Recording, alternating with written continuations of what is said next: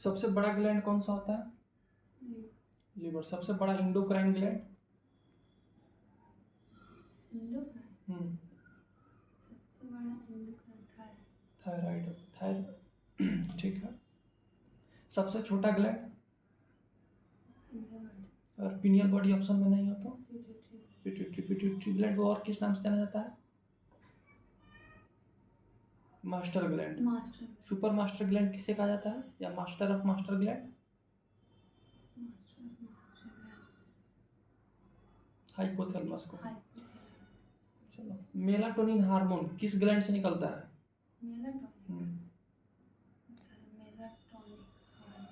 Melatonin pituitary gland पढ़ा है melatonin कहीं? और पिट्यूटरी ग्लैंड तुमको पढ़ा दिए हैं पिनियल बॉडी से। Thyroxine hormone? कैल्सिटोनिन? कैल्सिटोनिन का काम क्या होता है? कैल्शियम को ब्लड के साथ बॉडी तक ब्लड के साथ नहीं, ब्लड में से कैल्शियम को लेके बॉडी बोन को देना। ठीक है। ये पैराथायराइड ग्लैंड से कौन कौन सा हार्मोन निकलता है?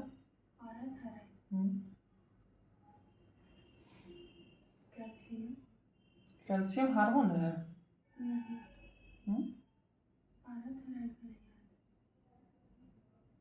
पैराथायराइड ग्लैंड का काम क्या होता है? कैल्शियम को ब्लड के साथ कैल्शियम को ब्लड के साथ कहाँ कुछ है इसमें? तो बोन ब्लड को कैल्शियम को बोन से निकालकर ब्लड को देता है। तो ये सब याद तुमको नहीं है?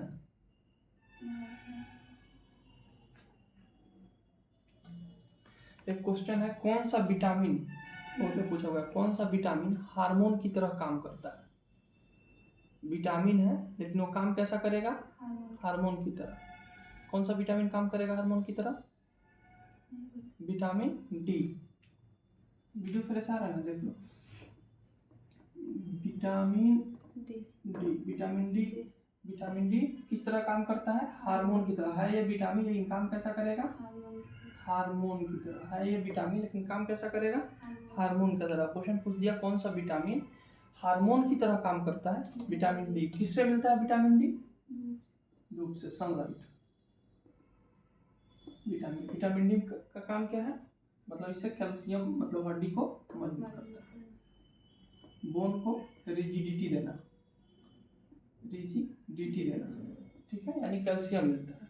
ठीक है, इसलिए छोटे छोटे बच्चा को गांव में तेल लगा के कहाँ, मतलब ऐसा नहीं कि 1 बजे का चिलचिलाती धूप, सुबह सुबह का जो धूप होता है उसमें रखा जाता है आज भी। विटामिन डी ये हार्मोन की तरह काम करता है विटामिन डी।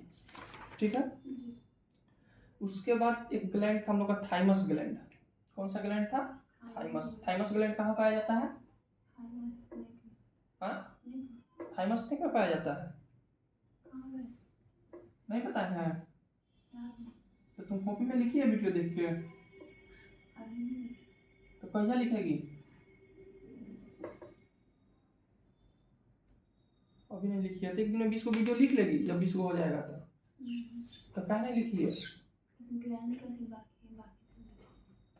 ग्लैंड का बाकी है। थाइमस हार्ट कैविटी में पाया जाता है। थाइमस कहाँ पाया जाएगा? हार्ट कैविटी यानी छाती के गुहा में। हार्ट कैविटी, थाइमस कहाँ पाया जाएगा? हार्ट कैविटी यानी छाती के गुहा में पाया जाएगा थाइमस। ठीक है। इसका काम क्या होता है? इसका काम क्या होता है कि टी लिम्फोसाइट को मैच्योर करना। जब ब्लड पढ़ रहे थे, ब्लड में WBC जब हम लोग पढ़ रहे थे, तो WBC में पढ़ाए थे एस्नोफिल होता है, बेस्नोफिल होता है, टी लिम्फोसाइट होता है, ठीक है, मोनोसाइट होता है, पढ़ाए थे WBC का। इरेगुलर ग्रोथ ऑफ WBC क्या होता है? अगर WBC का इरेगुलर ग्रोथ हो जाए तो उसको क्या होता है? उससे कैंसर होता है। RBC का इरेगुलर ग्रोथ नहीं, सिर्फ WBC का। ब्लड कैंसर में RBC का इरेगुलर ग्रोथ से कैंसर नहीं होता है, इसके WBC के इरेगुलर ग्रोथ से क्या हो जाएगा? कैंसर हो जाएगा। तो आप एक टी लिम्फोसाइट एक शब्द लिखा है, T lymphocyte sites, T lymphocyte. T lymphocyte क्या करता है, ये हमारा प्रतिरक्षा प्रणाली है, ठीक है। एंटीजन और एंटीबॉडी समझाए थे। जी। एंटीबॉडी हमारे शरीर में होता है, एंटीजन बाहर से हमारे शरीर में इंटर करता है।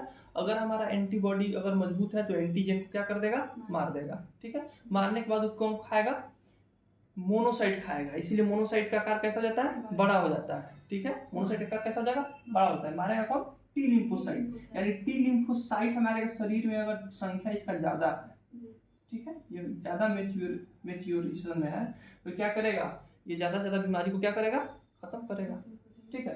तो ये जो थाइमस जो ग्लैंड होता है, ठीक है, ये क्या करेगा, टी लिम्फोसाइट को मेच्योरेशन प्रदान करेगा।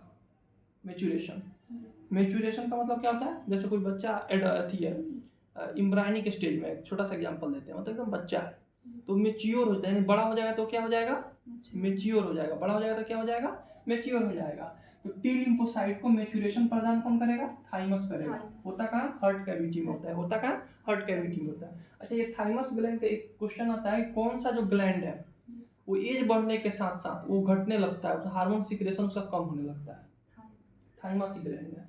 एज बहुत वीवीआई क्वेश्चन है, एज बढ़ने के साथ साथ इसका हार्मोन सिक्रेशन क्या होता है, कम हो जाता है, ठीक है। एज बढ़ने के साथ साथ इसका साइज क्या होता है, छोटा होने लगता है, हार्मोन सिक्रेशन क्या होता है, कम हो जाता है, ठीक है। और थाइमस रिलेटेड किससे, स्किन से, सेंसिटिविटी। थाइमस इक्वल टू समझना है सेंसिटिविटी यानी स्किन, ठीक है।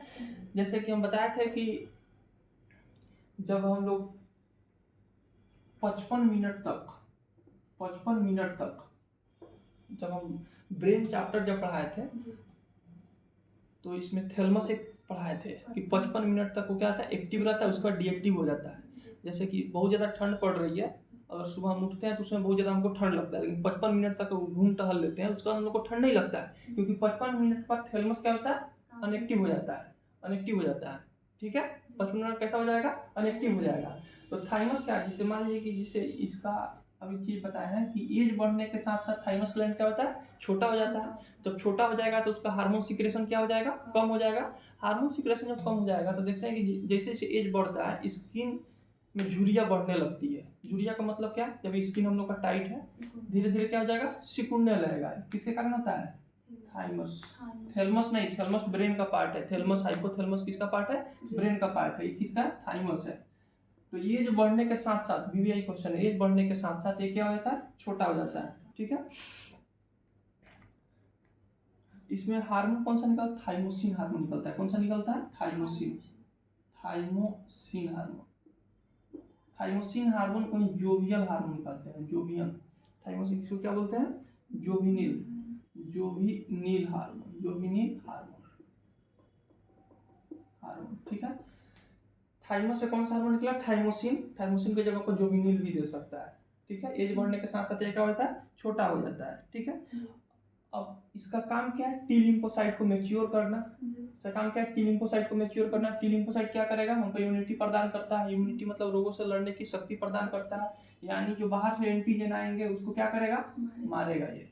अब थाइमस का सिक्रेशन कम हो जाएगा, थाइमस का सिक्रेशन यानी हाइपो सिक्रेशन होगा। क्या हो जाएगा, हाइपो सिक्रेशन। हाइपो मतलब क्या होता है, कम सिक्रेशन, और एक होता है हाइपर सिक्रेशन। क्या होता है, हाइपर सिक्रेशन, ठीक है। अगर हाइपर सिक्रेशन होगा तो हमारा इम्यूनिटी क्या हो जाएगा, इम्यूनिटी पावर क्या हो जाएगा, कमजोर हो जाएगा। इम्यूनिटी पावर क्या हो जाएगा, कमजोर हो जाएगा। तो इम्यूनिटी पावर क्या हो जाएगा, कमजोर हो जाएगा। कब, जब कम सिक्रेशन करेगा, हाइपर सिक्रेशन करेगा, तो इसके कारण क्या, मेनी डिजीज हो जाएगा, बहुत सारी बीमारी होने लगेगी। क्या हो जाएगा, मेनी डिजीज, बहुत सारी बीमारी होने लगेगी। हाइपर सिक्रेशन हो गया, बहुत ज्यादा सिक्रेट होने लगा, तो ऑटो इम्यून हो जाएगा। ऑटो इम्यून यानी हमारा अपने आप इम्यून सिस्टम क्या रहेगा, हमेशा क्या रहेगा, मजबूत रहेगा, ठीक है। थाइमस कहाँ पाया जाता है, हार्ट कैविटी में। इसका काम क्या होता है, थाइमस का काम होता है,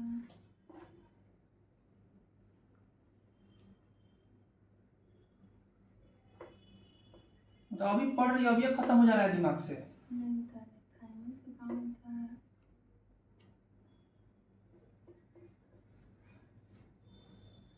क्या पढ़ा है थाइमस में अभी तुमको, थाइमस से पढ़ाया बता रहे हैं। ये एज बढ़ता है तो ये काम होता है। ठीक है, इसका मेन काम बताओ। एज बढ़ता है तो कौन है, ठीक है, मेन काम बताओ। थाइमस काम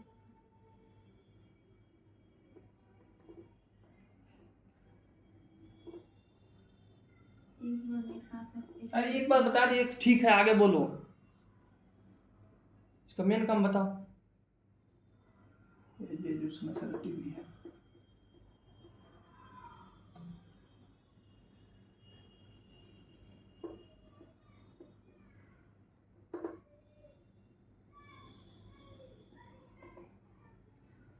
इसमें टी लिम्फोसाइट इम्यूनिटी सिस्टम को मजबूत करता है। थाइमस का काम क्या होता है? क्या क्या काम होता है? जो रोगों से लड़ने की क्षमता। कौन लड़ता है रोगों से? T lymphocyte. T lymphocyte. उसको क्या करेगा? ये मजबूत करेगा। एड उसको आता है एडिनल ग्लैंड। एडिनल ग्लैंड कहाँ रहता है? हाँ, पहला दिन तुमको नहीं बताया था ग्लैंड जब पढ़ा रहे थे तो? क्या नहीं याद है तो? वीडियो तुम देखी है? हाँ, देखे तो कॉपी में तुम लिखी है, उसको याद की है? फ्री में मतलब झूठ मूठ क्या कर रहे हैं? पढ़ना है तो पढ़ो, नहीं तो बोल दो बंद कर देंगे, नहीं पढ़ाएंगे। पढ़ना है तो एवरीथिंग याद होना चाहिए। वीडियो देखिए तो लिखी क्या नहीं है कॉपी में तुम?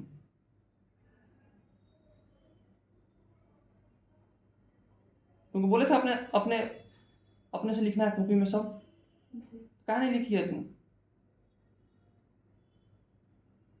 आज पूरा वीडियो तुम्हारा कंप्लीट है, कॉपी में हर चीज लिखा हुआ रहना चाहिए।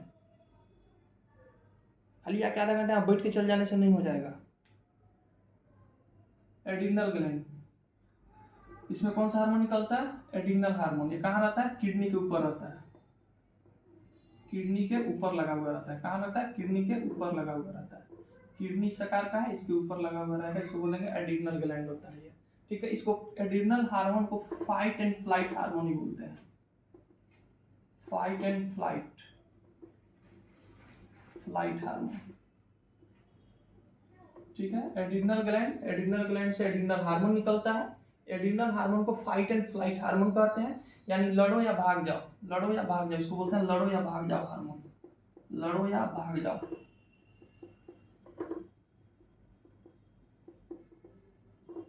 लड़ो या भाग जाओ हार्मोन। किसी गहरी सिचुएशन में अगर मान लीजिए कहीं जंगल में जा रहे हैं, अचानक से शेर आ गया, तो उस समय हमारा यही हार्मोन एक्टिव रहता है, तुरंत एक्टिव हो जाएगा। ये हमको बोलेगा या तो लड़ो, नहीं तो यहाँ से तुरंत भाग जाओ। इसीलिए इसको फाइट एंड फ्लाइट हार्मोन कहते हैं, एडिनल। पुलिस को देखते तुरंत या रहो या भाग जाओ, उस समय एक्टिव रहता है अचानक से। ठीक है, इसको फाइट एंड फ्लाइट हार्मोन कहते हैं। उस जगह फाइट एंड फ्लाइट हार्मोन किसे कहते हैं? एडिनल हार्मोन को। और किससे निकलता है? Adrenal gland. एडिनल ग्लैंड कहाँ रहता है? किडनी पर लगा हुआ रहता है। एडिनल ग्लैंड कहाँ लगा हुआ रहेगा? किडनी पर लगा हुआ रहता है। ठीक है, ये बीपी को तेज करता है। अब जाहिर सी बात है, बीपी को क्या करेगा? तेज करेगा। तेज ऊपर का एरो बना हुआ है यानी तेज करेगा, नीचे का एरो बना हुआ है यानी डाउन करेगा। ठीक है, ये केमिस्ट्री का लैंग्वेज है, सीखना पड़ता है। ऊपर का एरो बना हुआ है यानी तेज करेगा यानी बढ़ेगा, नीचे का एरो बना हुआ है यानी जब क्या करेगा? बीपी को तेज करेगा। अब जाहिर सी बात है, कोई चीज अचानक हमारे तेज आ गया तो दिल का धड़कन अचानक तेज हो जाएगा। दिल का धड़कन तेज होगा तो हमारा ब्लड पंप तेजी से होगा। ब्लड पंप जब तेजी से होगा तो हमारा बीपी बढ़ जाएगा। ठीक है, बीपी क्या हो जाएगा? बढ़ जाएगा। ठीक है, इसको क्या बोलते हैं? Fight and flight hormone.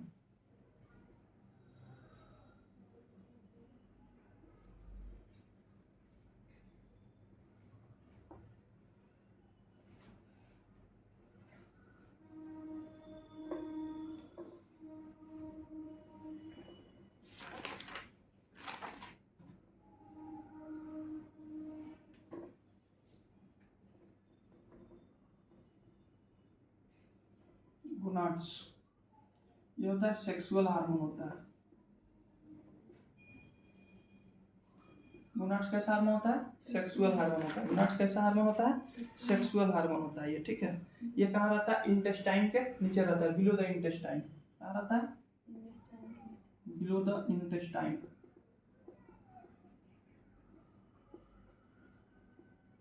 Intestine के कहाँ रहेगा? नीचे। ठीक है, मान लीजिए ये ह्यूमन कोई बॉडी है, यहाँ पे हार्मोन रहता है, ठीक है, ठीक है, यहाँ पे हार्मोन रहेगा। कौन सा हार्मोन? कौन सा ग्लैंड? गोनाड्स। सेक्सुअल हार्मोन होता है, इसमें कौन सा हार्मोन निकलता है? सेक्सुअल हार्मोन निकलता है, और ये कहाँ रहता है? बिलो द इंटेस्टाइन, ठीक है। ये कैसा हार्मोन निकालेगा? रिप्रोडक्टिव हार्मोन निकलता है। इससे कैसा हार्मोन निकलेगा? Reproductive hormone. जिससे रिप्रोडक्टिव हार्मोन का मतलब क्या होता है? जिससे रिप्रोडक्शन हो सके, जिससे रिप्रोडक्शन हो सके, यानी वंशावली जिससे बढ़ने वाला चीजें होता है, ठीक है। जिससे क्या हो जाए? रिप्रोडक्शन हो जाए, न्यू बेबी का क्या हो? बर्थ हो। गोनाड्स वही हार्मोन निकलता है, ठीक है। जैसे मेल की बात करें, मेल फीमेल, मेल की बात करें अगर, तो मेल में टेस्टिस मेल में क्या होता है? टेस्टिस। इससे दो चीज निकलेगा,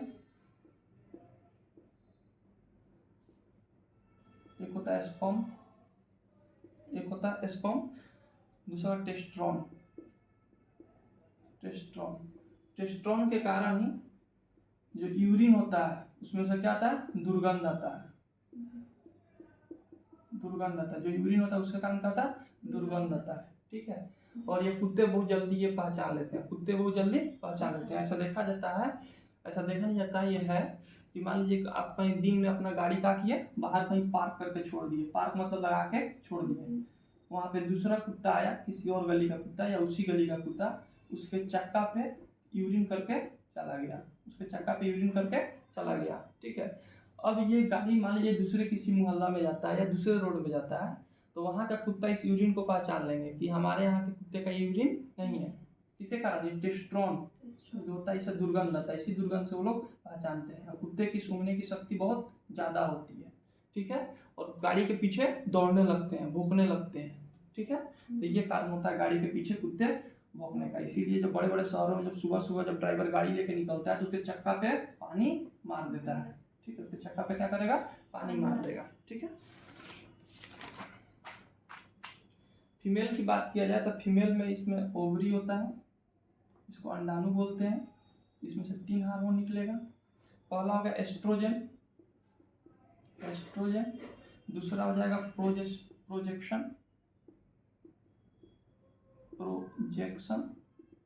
तीसरा हो जाएगा रिलैक्सिन हार्मोन। फीमेल में 3 हार्मोन निकलेगा, मेल में 2, टेस्टिस, स्पर्म और टेस्ट्रॉन। स्पर्म जो बर्थ के लिए, रिप्रोडक्शन के लिए लाभकारी होता है, और टेस्ट्रॉन की बात करें तो इसमें दुर्गंध होता है, ठीक है। फीमेल में ओवरी, फीमेल, अच्छा ये मेल का, ये फीमेल का है ओवरी, ठीक है। तो एस्ट्रोजन, प्रोजेक्शन और रिलैक्सेशन हार्मोन की होता है, ठीक है। एस्ट्रोजन है, ये पीरियड साइकिल को मेंटेन करता है। क्या करता है? पीरियड साइकिल को मेंटेन करता है, ठीक है। कभी कभी ये गड़बड़ हो जाता है, जिसको क्या करेगा? मेंटेन करेगा। अप्रॉक्स 30 डेज इसका टाइमिंग होता है, ठीक है। 30 डेज में ये इसको क्या करेगा? मेंटेन करेगा, ठीक है।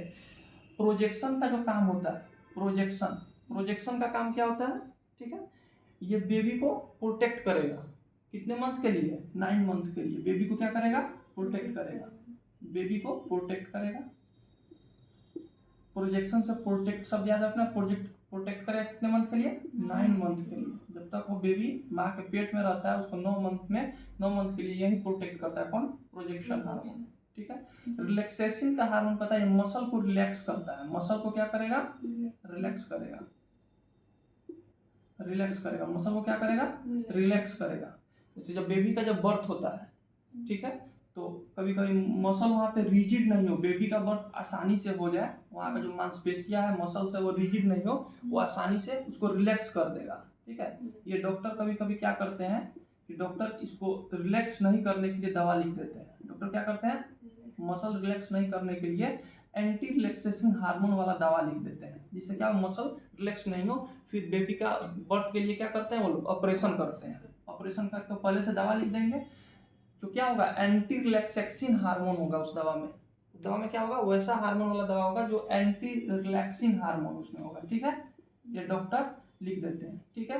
और बाद में बोलेंगे कि बेबी का बर्थ ऐसे नहीं हो सकता है नॉर्मल तरीके से, इसमें ऑपरेशन करना पड़ेगा, क्योंकि वो पहले ही वो दवा लिख चुके हैं रिलैक्सेशन हार्मोन। और ये नेचुरल भी होता है कि बर्थ के समय ये रिलैक्सिंग हार्मोन अगर बॉडी में सही से रिलैक्स न, मतलब ये फीमेल में, गोनाड से फीमेल में, ठीक है, ये हार्मोन अगर सही से स्रावित नहीं हो रहा है तो मसल रिलैक्स नहीं होगा और बेबी का बर्थ नेचुरल नहीं होगा, उसे ऑपरेशन करके बर्थ कराना पड़ेगा। रिलैक्सिंग हार्मोन का काम क्या है? मसल को रिलैक्स करना। इसके बाद एक बचता है प्यूटेट्री। प्यूटेट्री को कौन सा ग्लैंड बोलते हैं? Master gland. और सुपर मास्टर किसको बोलते हैं?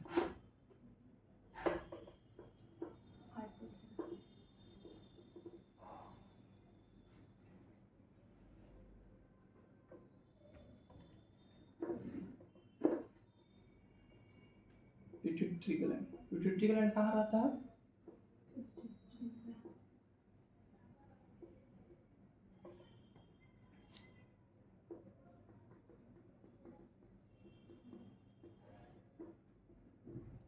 कहाँ रहेगा? ब्रेन में। ब्रेन में कहाँ? पीछे वाले भाग में, मतलब मेडुला ऑब्लिंगाटा के जस्ट नीचे यहाँ पे रहता है, ठीक है। इसको पिट्यूटरी ग्लैंड बोलते हैं, ठीक है। पिट्यूटरी ग्लैंड कहाँ रहेगा? ब्रेन में, मेडुला ऑब्लिंगाटा के जस्ट नीचे, ठीक है। इसका वजन कितना है? 0.6 ग्राम। इसका वजन कितना होता है? कुछ दिया बहुत बड़ा गया में 0.6 ग्राम होता है। 0.6 ग्राम, 0.6 ग्राम सोच लो कितना छोटा होता है, 1 ग्राम भी नहीं, 0.6 ग्राम, ठीक है।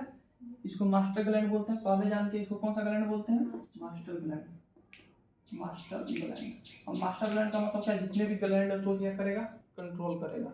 जितने भी ग्लैंड है इसको क्या करेगा? कंट्रोल करेगा। इसीलिए इसको क्या कहते हैं? Master gland. इसको भी ये कंट्रोल करता है, उसको क्या होता है? सुपर मास्टर या मास्टर ऑफ मास्टर ग्लैंड। किसको? हाइपोथैलेमस, जो इसको कंट्रोल करेगा। ये सब ग्लैंड को कंट्रोल करेगा पिट्यूटरी, इसको जो कंट्रोल करेगा हाइपोथैलेमस, उसको सुपर मास्टर या मास्टर ऑफ मास्टर, मास्टरों का मास्टर, यानी इसको बोलते हैं मास्टर ग्लैंड। इसका भी एक मास्टर है, इसको बोलते हैं हाइपोथैलेमस, ठीक है। इसको क्या बोलेंगे? Master gland. बहुत पूछा है कि मास्टर ग्लैंड किसे कहते हैं, और मास्टर ऑफ मास्टर, मास्टरों का मास्टर ग्लैंड किसे कहते हैं? हाइपोथैलेमस को कहते हैं। इसमें हार्मोन निकलता है 4 टाइप का। पहला होता है टीएसएच। टीएसएच, ठीक। टीएसएच हो गया thyroid stimulated hormone. Thyroid stimulated hormone. TSH का मतलब क्या हो गया? थायराइड स्टिमुलेटेड हार्मोन, ठीक है। इसका क्या काम होता है? थाइमोक्सिन को बनाना। इसका काम क्या होता है? थाइमोक्सिन को बनाना। अभी थाइमोक्सिन बताया था, किससे निकलता है थाइमोक्सिन? किस ग्लैंड से थाइमोक्सिन हार्मोन कर निकलता है?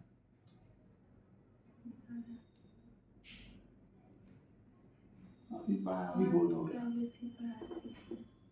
थाइमस ग्लैंड से। थाइमस ग्लैंड से क्या निकलेगा? थाइमोक्सिन हार्मोन निकलेगा। थाइमोक्सिन हार्मोन को पिट्यूटरी ग्लैंड का एक पार्ट होता है टीएसएच, यानी थायराइड स्टिमुलेटेड हार्मोन निकलता है। ये हार्मोन किसको काम, अभी बताया था ना कि सबको कंट्रोल करता है, तो थायरोक्सिन को क्या करेगा? कंट्रोल करेगा। थायरोक्सिन थाइमस ग्लैंड से क्या निकलेगा? थाइमस ग्लैंड से क्या निकलेगा? थायरोक्सिन। एक होता है एसटीएच, इससे ज़्यादा क्वेश्चन नहीं पूछता है, कहीं ना देख लो एसटीएच, लेकिन फिर भी याद रहना चाहिए एसटीएच। एसटीएच का फुल फॉर्म क्या होता है? सेमोट्रोपिक हार्मोन। सेमोट्रोपिक हार्मोन। ये बॉडी के ग्रोथ में क्या करता है? हेल्प करता है बॉडी के ग्रोथ में।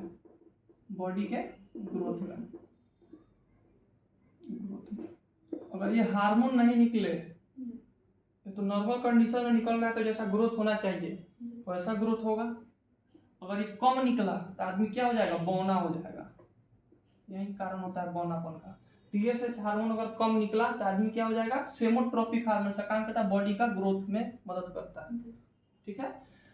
अगर ये कम निकले तो आदमी क्या हो जाएगा? बौना। अगर ज्यादा निकल गया तो विशालकाय शरीर हो जाएगा, आदि मानव जैसा, एकदम बड़ा बड़ा ग्रेट खली जैसा, ठीक है। अगर ये कम निकले तो आदमी बौना हो जाएगा। आदमी कैसा हो जाएगा? बौना हो जाएगा। और ये ज्यादा निकले तो आदमी आदि मानव जैसा हो जाएगा, एकदम बड़ा शरीर, आदि मानव जैसा। कौन सा हार्मोन? एसटीएच, सोमोट्रोपिक हार्मोन इसको बोलते हैं, ठीक है। एसटीएच का क्या? सोमोट्रोपिक हार्मोन। ये क्या करता है? बॉडी के ग्रोथ में मदद करता है, कम निकले तो बौनापन, ज़्यादा निकले तो ठीक है। तीसरा होता है oxytocin hormone. Oxytocin hormone, oxytocin hormone, oxytocin, oxytocin hormone. Oxytocin hormone क्या होता है? ये दूध के, ऑक्सीटोसिन क्या हो जाएगा?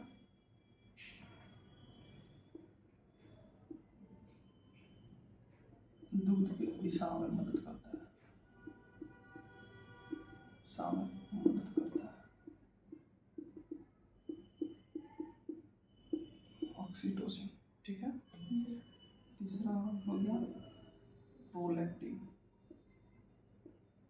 प्रोलैक्टिन हार्मोन, हार्मोन दुग्ध निर्माण में, दुग्ध निर्माण काम होता है, दुग्ध निर्माण। पांचवा होता है वेसोप्रेसिन,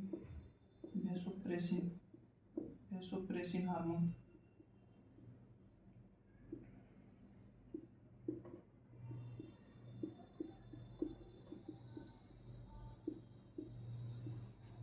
ठीक है, पहला हो गया, पहले प्रोलैक्टिन हार्मोन समझते हैं। प्रोलैक्टिन हार्मोन, प्रोलैक्टिन हार्मोन क्या होता है? जैसे मान लीजिए कि कोई औरत है, प्रेग्नेंट है, ठीक है, कोई औरत है, क्या है, प्रेग्नेंट है, तो बच्चा होने, उसमें दूध का निर्माण कौन करेगा? यही हार्मोन पड़ता है, प्रोलैक्टिन हार्मोन। दूध का निर्माण कौन करेगा?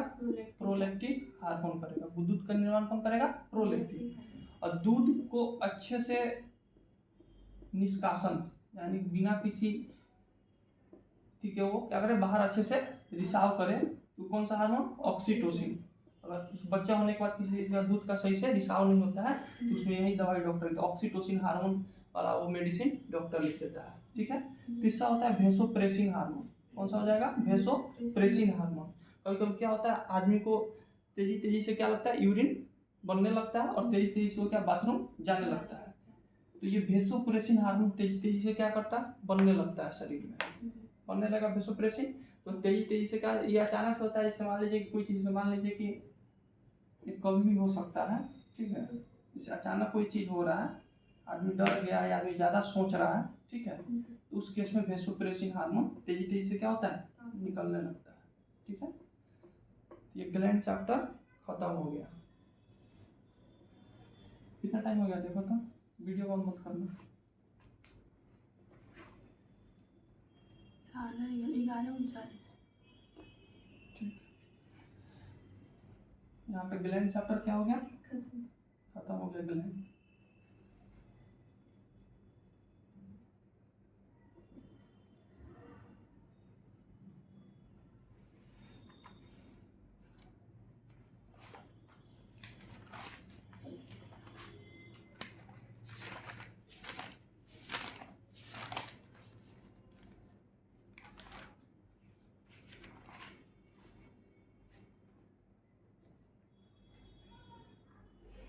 डिजीज का सा पढ़ते हैं।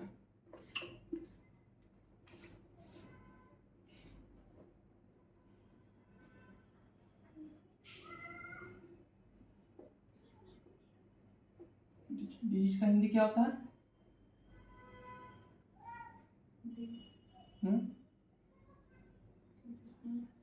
किसी को डिजीज हो गया, तुमको नहीं पता उसका हिंदी क्या होता है? हाँ, बीमारी तुमको नहीं मालूम है? डिजीज मतलब बीमारी। कहाँ दिमाग रहता है तुम्हारा?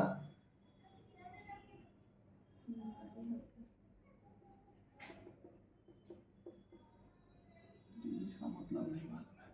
डिजीज मतलब क्या होता है? बीमारी। दो शब्द से बना हुआ है, डिस प्लस इज। डिस मतलब नॉट, इज मतलब feel easy,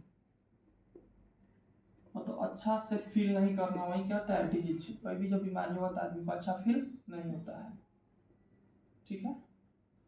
teach plus is यानी नॉट फील इजी। डिजीज का हिंदी होता है बीमारी।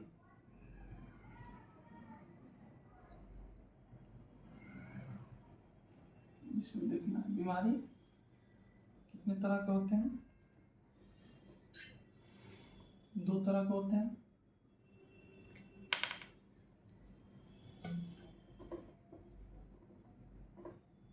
कॉन्जिनेंटल डिजीज, दूसरा होता है एक्वायर्ड डिजीज। एक्वायर्ड डिजीज दो तरह का हो गया, एक हुआ कॉन्जिनेंटल डिजीज,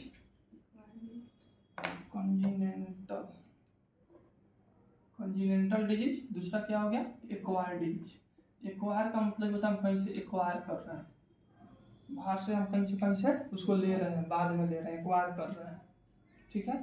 अब कॉन्जिनेंटल मतलब होता है जन्मजात रोग, उसको क्या बोलते हैं जन्मजात रोग, जन्मजात रोग। जन्मजात रोग होता है जन्म के बाद, जन्म के बाद।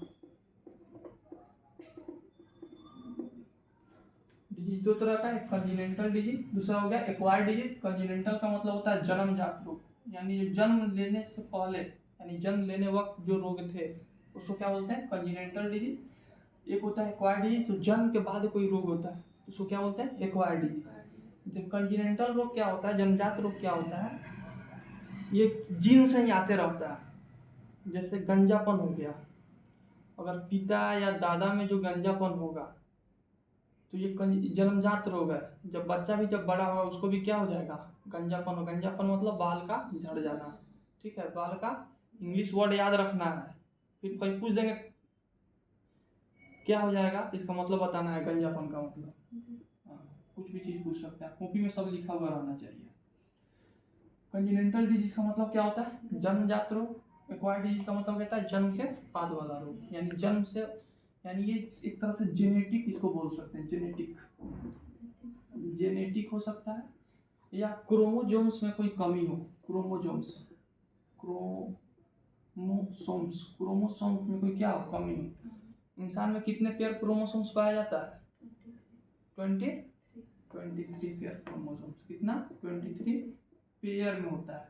इसको तोड़ दे कितना 46 क्रोमोसोम्स, 46 क्रोमोसोम्स हो जाएगा, ठीक है। पेयर में है यानी 23 जोड़ा क्रोमोसोम्स इंसान में पाया जाता है, और फिर कितना 46 क्रोमोसोम्स, ठीक है। पेयर में है तो 23 मारेंगे आंसर, इस तरह 46, ठीक है। इंसान में 23, इसमें जो 22 पेयर होता है, 22 पेयर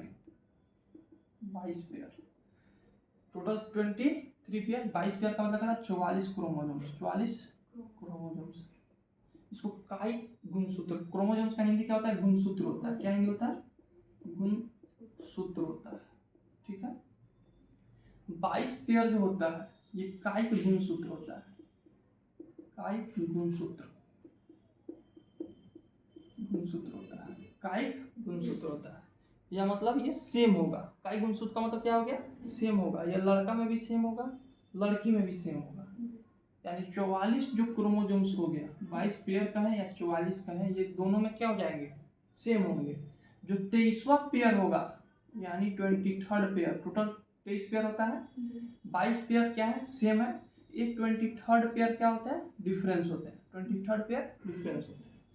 क्रोमोसोम्स XY से इसको डिनोट करते हैं, X for female, Y for male, Y for क्या हो जाएगा male, X for female, Y for male, ठीक है।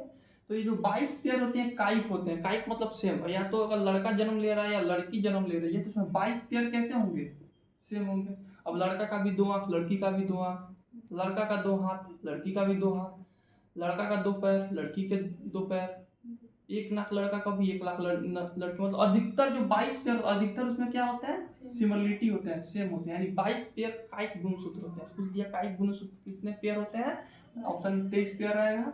तुमको लगा कि गलती से लगता है उसका आंसर 23 होना चाहिए, ठीक है। तो कायिक गुणसूत्र कितने पेयर होते हैं 22 पेयर होते हैं। ये 23वां पेयर डिफर करता है, 23वां पेयर क्या करेगा डिफर करेगा।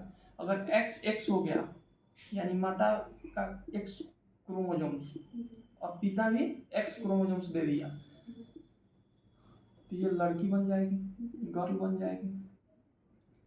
और इसी में अगर X माता दी और पिता क्या दे दिया Y दे दिया, X माता दी पिता क्या दे दिया Y दे दिया, ये क्या बन जाएगा बॉय, ठीक है। तो इतना पेयर 22 पेयर सेम होता है, डिफर कहाँ होता है 23वां पेयर में होता है। डिफर कहाँ होता है?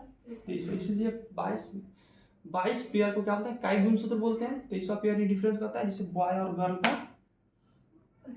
पता चलता है। ठीक है, ये क्रोमोसोम्स हो गया। ठीक है, तो कंटिनेंटल डिजीज हम लोग देख रहे थे, या तो ये जेनेटिक हो सकता है, नहीं तो क्रोमोसोम्स में कुछ गड़बड़ी हो गया हो तब ये बीमारी होता है। तो क्रोमोसोम्स में गड़बड़ी कब होगा भाई? बर्थ ही होगा ना। बर्थ के बाद थोड़े क्रोमोसोम्स अलग से उसमें लगा दिया जाएगा, नहीं, वो भाई बर्थ में ही क्रोमोसोम्स में क्या हो गया? गड़बड़ी हो गया। ठीक है, एक्वायर्ड डिजीज जन्म के बाद हो गया। एक्वायर्ड डिजीज क्या हो गया? जन्म के बाद। अब एक्वायर्ड डिजीज का मतलब, इसमें भी एक्वायर्ड डिजीज का 2 पार्ट होता है। एक्वायर्ड डिजीज का क्या हो गया? 2 पार्ट। एक नॉन कम्युनिकेबल डिजीज होता है, नॉन कम्युनिकेबल डिजीज, सब याद नहीं करना, बस समझाने के लिए बता रहे। दूसरा होता है कम्युनिकेबल डिजीज। Communicable disease.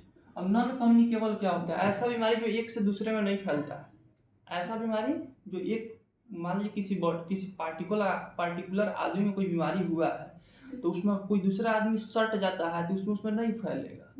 तो मान लीजिए कि किडनी किसी का खराब हो गया है, तो ऐसा थोड़ी है कि सट गए तो उसमें मेरा भी किडनी खराब हो जाएगा, नहीं है, क्योंकि नॉन कम्युनिकेबल डिजीज है।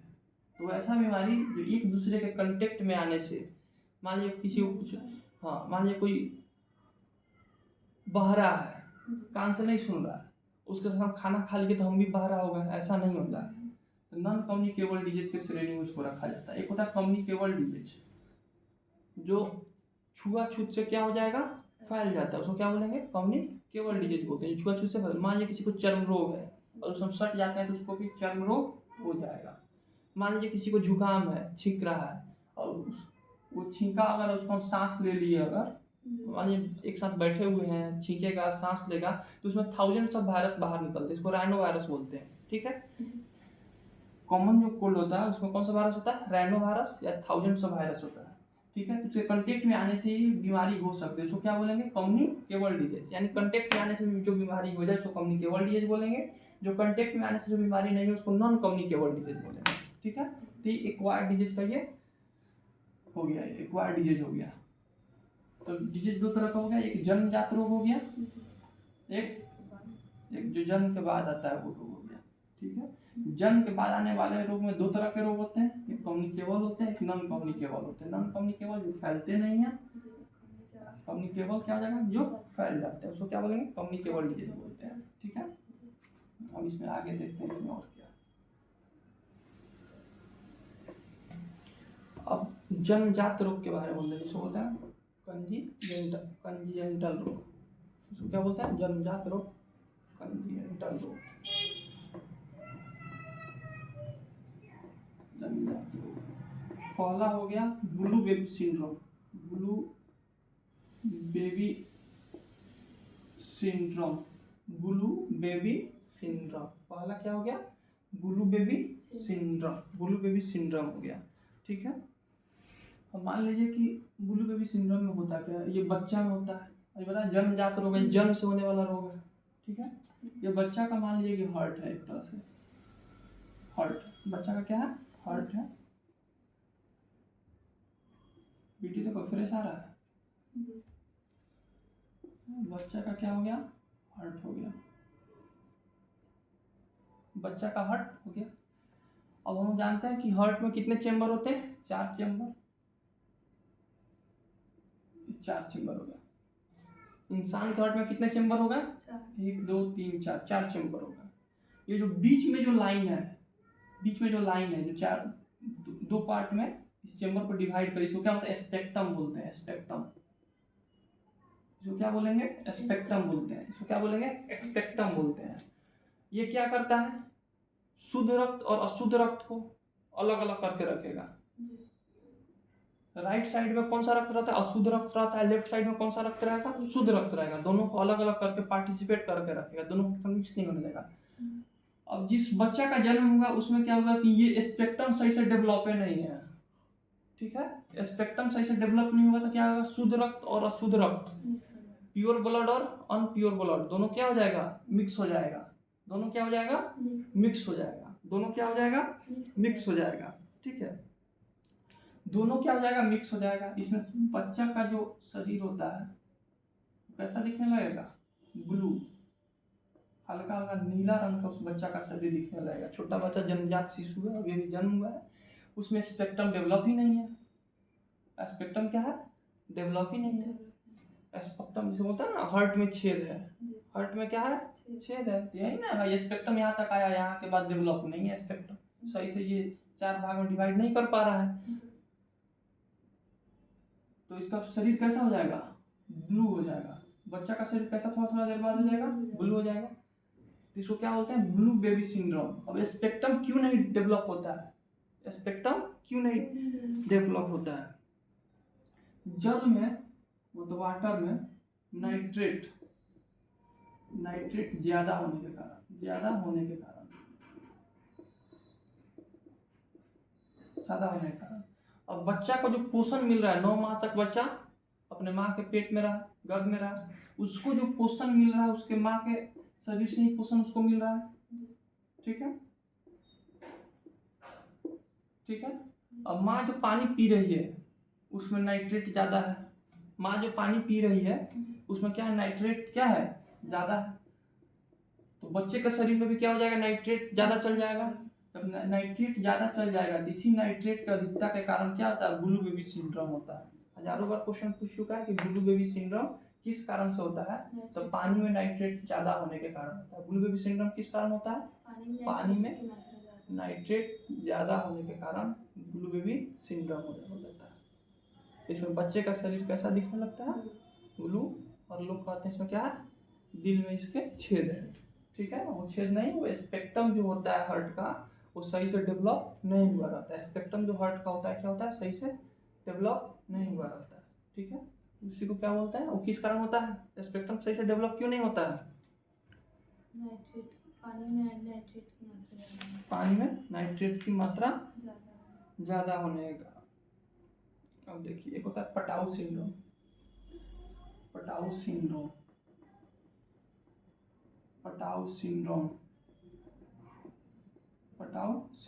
हजारों बार पूछ चुका है कि पटाउ सिंड्रोम का मतलब क्या था, लक्षण।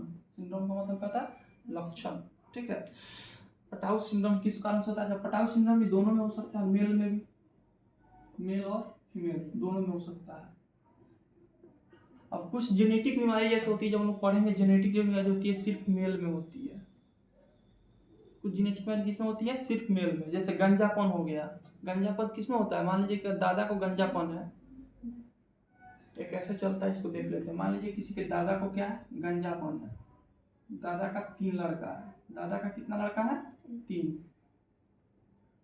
दादा का क्या है, गंजापन है। अब इसमें से 2 लड़का को मान लीजिए गंजापन हो गया, तीसरा को गंजापन नहीं हुआ। 2 लड़का को क्या हो गया, दादा को गंजापन है, 2 लड़का को गंजापन हो गया, एक को क्या हुआ, गंजापन नहीं हुआ। तो ये दोनों में चला गया, ये दोनों में क्या हो गया, चला गया। ऐसे तो गंजापन इस तीनों में गया है, ये जो जेनेटिक जो चीज है ये तीनों में गया है, लेकिन 2 में क्या हो गया, एक्टिव हो गया। 2 में क्या हो गया, एक्टिव हो गया, एक में पैसिव रह गया, यानी छुपा हुआ रह गया, इसमें नहीं है। थर्ड बच्चे में ये नहीं है, इस दोनों में क्या है। अब इस दोनों का जो बच्चा होगा, इस दोनों का मान लीजिए एक बच्चा होगा, चाहे 2 जो भी, तो इस दोनों का जो बच्चा होगा उसमें ही नहीं रहेगा, गंजापन नहीं रहेगा, उसमें ही गंजापन। लेकिन इसका जब बच्चा होगा, एक पीढ़ी तो इसका छुपा रह गया है, एक ही पीढ़ी छुप सकता है, सेकेंड पीढ़ी नहीं छुपता है, एक पीढ़ी छुपा रह गया, लेकिन इसका जब बच्चा होगा तो उसमें क्या हो जाएगा, गंजापन हो जाएगा। अब मान लीजिए इसका 2 बच्चा होगा, इसका भी 2 बच्चा होगा, मान लीजिए इसमें गंजापन, दादा को गंजापन था, इसमें इसके बच्चे में क्या है, गंजापन है। एक बच्चा को गंजापन गया, दूसरे बच्चा को मान लीजिए नहीं गया गंजापन, इसको गंजापन चला गया, इसको नहीं गया। अब इसका जो अगला पीढ़ी जो आएगा इसमें गंजापन नहीं जाएगा, क्योंकि इसको पहले गंजापन चला गया, इसका जो आएगा इसमें गंजापन चला जाएगा। ठीक है, तो एक पीढ़ी ये साइलेंट रहता है, हो सकता है साइलेंट नहीं रहा, पर साइलेंट नहीं रहा तो अगला पीढ़ी में साइलेंट हो जाएगा। तो ये फीमेल में, गंजापन फीमेल में नहीं होता है, गंजापन क्या होता है, फीमेल में नहीं होता है। तो अधिकतर जो जेनेटिक जो बीमारियां होती है, फीमेल उसको ढोएगी, फीमेल उसको ढोती है। फीमेल क्या होती है, उसकी वाहक होती है, उसमें पैसे उसमें जाएगा, ये जेनेटिक प्रॉब्लम उसमें जाएगा, लेकिन उसमें नहीं दिखेगा। उसके उसका जो मेल बच्चा होगा उसमें दिखेगा, उसका फीमेल बच्चा होगा फिर उसमें नहीं दिखेगा। फीमेल होगा, अगर लड़की होती है तो उसमें नहीं दिखेगा, उसमें रहेगा लेकिन छुपा हुआ रहेगा, पैसिव फॉर्म में रहेगा। उसका फिर अगर लड़का होता है तो उसमें दिख जाएगा गंजापन। तो ये सब जेनेटिक बीमारियां होती है। तो जेनेटिक बीमारी का वाहक कौन होता है? मेल फीमेल दोनों हो सकता है, लेकिन फीमेल में अधिकतर जो जेनेटिक बीमारियां होती है, फीमेल सिर्फ उसका वाहक रहती है, उसमें एक्टिव नहीं रहता है। ये मतलब दिखेगा नहीं, फिजिकली नहीं दिखेगा, लेकिन उसका जो अगर मेल बच्चा हो गया तो उसमें ये प्रॉब्लम रहेगा। ठीक है। और मेल में एक पीढ़ी जाएगा, दूसरा पीढ़ी रुक जाएगा, फिर तीसरा पीढ़ी जाएगा, चौथा पीढ़ी रुक जाएगा, ऐसा ये होता है। ठीक है। तो पटाउ सिंड्रोम किस में हो सकता है? मेल और फीमेल दोनों में हो सकता है, मेल और फीमेल दोनों में हो सकता है। ठीक है। अब इसमें क्या होता है, अभी बताया था कि 22 पेयर क्या रहता है? सेम रहता है। सेम रहने का मतलब क्या है? एक सेक्स रहेगा, इसे 22 पेयर में एक सेक्स क्रोमोसोम्स रहेगा। जो मदर का ही क्रोमोसोम्स रहेगा एक सेक्स एक सेक्स एक सेक्स, ऐसा 22 पेयर में एक सेक्स रहेगा। जो 23वां पेयर होगा 23rd पेयर, यहाँ पे एक्स एक्स भी रह सकता है, लड़की होगी, एक्स वाई रहा तो क्या हो जाएगा? लड़का होगा। ठीक है। ये चीज आ गया समझ में? थर्ड पेयर में एक सेक्स रहा तो लड़की, एक्स वाई रहा तो लड़का। तो पटाउ सिंड्रोम मेल और फीमेल में दोनों होते हैं। इसमें जो 13वां गुणसूत्र है, 13th गुणसूत्र, ऐसे माने 13th जो पेयर होगा, ऐसे 1 2 3 4 ऐसे करके जो 13th पेयर होगा, तो इसमें तो रहना चाहिए एक्स एक्स। इसमें क्या रहना चाहिए? एक्स एक्स, लेकिन इसके जगह पर ट्रिपल एक्स आ गया। मतलब 2 को क्रोमोसोम्स के जगह पर 3 क्रोमोसोम्स आ गया। पटाउ सिंड्रोम को ही बात कर रहे हैं। तो कौन सा गुणसूत्र है? 13वां गुणसूत्र। 2 क्रोमोसोम्स की जगह पर कितने क्रोमोसोम्स आ गया? 3 क्रोमोसोम्स आ गया। अब 3 क्रोमोसोम्स ऐसा नहीं है कि बर्थ के बाद ही आएगा, जन्म के बाद आएगा, ये जन्म के पहले ही होता है, माँ के गर्भ में ही हो जाएगा ये। ठीक है। 2 क्रोमोसोम्स की जगह पर 3 क्रोमोसोम्स आ जाएगा। अब इसमें बच्चा कैसा होता है? बच्चा इसे मंद बुद्धि हो जाएगा। बच्चा कैसा हो जाएगा? मंद बुद्धि होगा। बच्चा कैसा हो जाएगा? मंद बुद्धि हो जाएगा। बच्चा कैसा होगा? मंद बुद्धि। इसके चेहरे पर डिफॉर्मेशन होगा। चेहरे पर क्या हो जाएगा? चेहरे पे डिफॉर्मेशन होगा, डिफॉर्मेशन होगा। इसका होठ कैसा होगा? कटा हुआ। जो इसका होठ होगा कैसा होगा? कटा हुआ रहेगा, कटा हुआ रहेगा। और इसको पहचानेंगे कैसे कि पटाउ सिंड्रोम का गड़बड़ी है? ऑपरेशन करके हालांकि इसका होठ सही किया जा सकता है, लेकिन जो मंद बुद्धि है वो नहीं सही किया जा सकता है। क्या होगा? 13वां गुणसूत्र के ट्राइसोमी हो गया, रहना चाहिए 2 क्रोमोसोम्स, कितना हो गया? 3 क्रोमोसोम्स हो गया। अब इसे अगर बच्चा मंद बुद्धि होगा, होठ कटा हुआ होगा, चेहरे पर कुछ ना कुछ डिफॉर्मेशन होगा।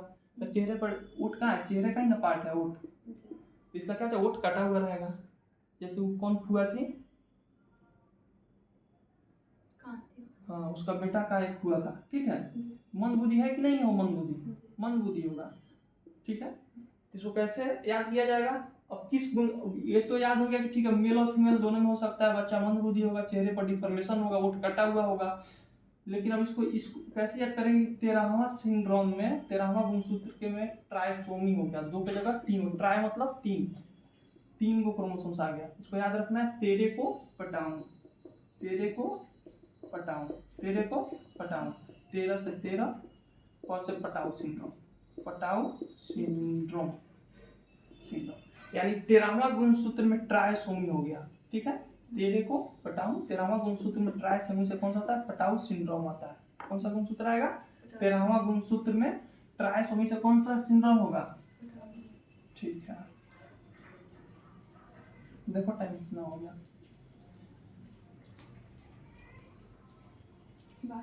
काट दो, वीडियो बंद करो।